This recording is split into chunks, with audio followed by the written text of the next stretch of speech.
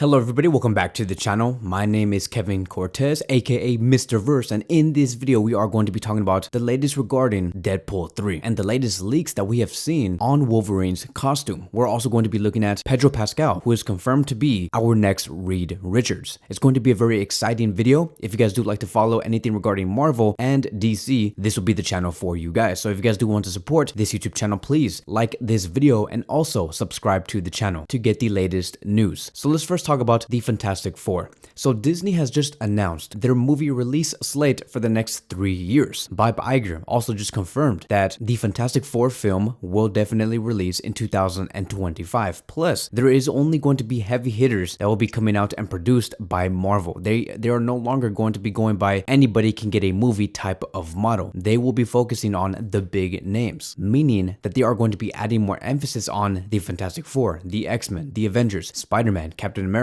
Deadpool, Iron Man, Wolverine, Black Panther, Hulk, Thor, etc. This whole idea of having the smaller D-list type of characters are no longer going to be eyed on by Marvel and Bob Iger. It is simply just not the route that they want to go to based off how the audience responded in the past 2 or 3 years and what Marvel put out content-wise. And so to see Deadpool 3 get released in this July and also have the casting announcements of the Fantastic Four, that is only going to amplify where the MCU is currently going, which leads us towards the Fantastic Four. Matt Shakman has basically just confirmed that Pedro Pascal will play Reed Richards in the Fantastic Four. It has been reposted by him on Instagram. Yes, there are speculations that it is a fake account, but SAG-AFTRA on their website also claimed that Pedro Pascal will soon begin filming on the Fantastic Four as Reed Richards. They had that type of announcement on their website for like a few hours and then it was taken down by Marvel, meaning that Marvel are doing everything that they can to take down this type of announcement and for us to even know, because they want to make a huge announcement later down this year. So Pedro Pascal is going to be a very busy man in these next few months. He's also going to be featuring in another movie called Materialist for A24, which is a rom-com film, and it's going to be a film that they are going to start shooting in May 2024, a very similar timeline to the time he is going to be shooting the Fantastic Four. Keep in mind that he's also going to be working on The Last of Us season 2, but that does not take away from anything that he is going to be doing with the Fantastic Four. That is going to be his biggest priority. So as of now, our casting for the Fantastic Four looks like this. Pedro Pascal will play Mr. Fantastic, Vanessa Kirby will be Sue Storm, Joseph Quinn will be Johnny Storm, Eben Moss will be the Thing, and then we have Antonio Banderas playing Galactus. And yes, I know, seeing how we have all of these leaked secrets and all of these leaked information about the casting announcements, it's crazy to see that Marvel can't even keep out information like this from the media. And you may be wondering, why doesn't Marvel just post something on YouTube or on Instagram or on X about their castings now that everything is set? It was said, according to Alex Perez, who does work with the Cosmic Circus, and he said that idealistically speaking, if you were Kevin Feige and Marvel and you wanted to officially confirm the cast that will play Marvel's first family for the next decade or so, wouldn't you want a grand spectacle and stage the size of the letter H? Meaning that Marvel wants to save this big announcement for the SDCC event later down this year, which will be on Hall H. And I get it, they want to make it a huge deal. They don't want to simply just put out this type of information on a simple X post or an Instagram post or even a YouTube post. They want to present this information, the castings, in front of a big audience. And yes, I know that there are fans on John Krasinski playing Reed Richards, and I'm not even going to fully rule that off because look, we are in the multiverse saga. There is going to be different versions of Reed Richards that we are going to be seeing within these next 4 to 5 years. Yes, I understand that John Krasinski's version of Reed Richards did die in the Multiverse of Madness, but based off the amount of great reception Marvel has received on this fan casting, I'm pretty sure they're gonna want to reintroduce this character for one last quick appearance, maybe in Avengers 5 or in Avengers 6, or maybe in the Fantastic Four film itself. Remember, there is variants out there in the multiverse that can look exactly the same from one another, or they can look very different, like how we see all the Spider-Men looking very different, or all the Lokis looking very different. Characters like Ant-Man or Doctor Strange, they do have variants that do look exactly alike. The same thing could go on with Reed Richards. There are going to be some variants that do look like Pedro Pascal, for example, and there's also going to be many other variants that might look like John Krasinski. So we might get introduced to Krasinski, but as a different variant from a different universe. So don't lose hope, because Marvel might treat us again in the future. So there is a chance that we might see him again, but he won't play a huge important role like how we are going to be seeing Pedro Pascal's Reed Richards play a huge important role. So now let's move on towards Deadpool 3.